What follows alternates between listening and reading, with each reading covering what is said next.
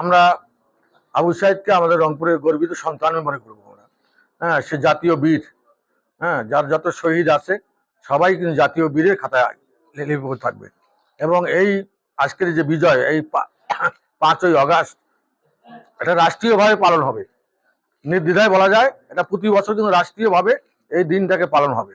তো সেক্ষেত্রে আবু সাইদকে, আবু সাইদ যদি রংপুরের গর্বিত সন্তান হয়, তাকে কিন্তু আমাদের তার পাশে থাকবো, এটা নিশ্চিত।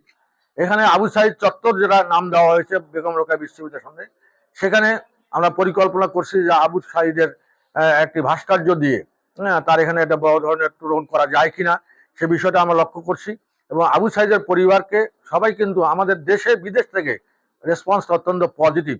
হ্যাঁ, এবং আমিও গিয়েছিলাম, আমি যতটুকু পেরেছি আমি সহযোগিতা করে এসেছি, আবারও করবো। আবু সাইদের পরিবারের জন্য আমার দরজা যতদিন পর্যন্ত আমি বেঁচে থাকবো, আমি মেয়র থাকি আর না থাকি, আমার দরজা সবসময় খোলা থাকবে। যে কোনো বিষয়ে সহযোগিতার হাত প্রসারিত করবো ইনশাল্লাহ। আমরা এখানে শুধু আবু সাইদ না, আমাদের অনেক ইনোসেন্ট মানুষ যারা শহীদ হয়েছে তাদের দেখভালে এবং তাদেরকে তালিকা করে তাদের বিষয়েও আমরা রংপুর সিটি কর্পোরেশনের পক্ষ থেকে সহযোগিতা থাকবে। এবং তাদের পরিবারের যদি কোনো যোগ্য সন্তান থেকে থাকে, তারা আমরা কোঅপ করে তাদের যেন জীবিকা নির্বাহের সুযোগ পায়, সে ব্যাপারটাও আমরা অবশ্যই দেখব।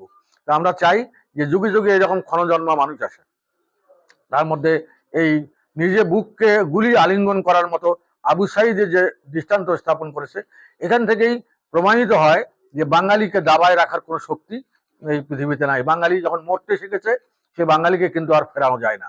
তারই একটা নতুন করে ইয়ার ঘটনার পুনরাবৃত্তি দিয়ে আবার নতুন করে জ্বালান দিতে হলো। আমি এখান থেকে রাজনীতিবিদদের অনেক শিক্ষা আছে, তাদেরকে অনুরোধ করব, রাজনীতি, আপনি ক্ষমতায় গেলেন, আপনি ক্ষমতার অপব্যবহার করলেন, আপনাকে একদিন জনগণের কাঠ গলায় দাঁড়াতে হবে।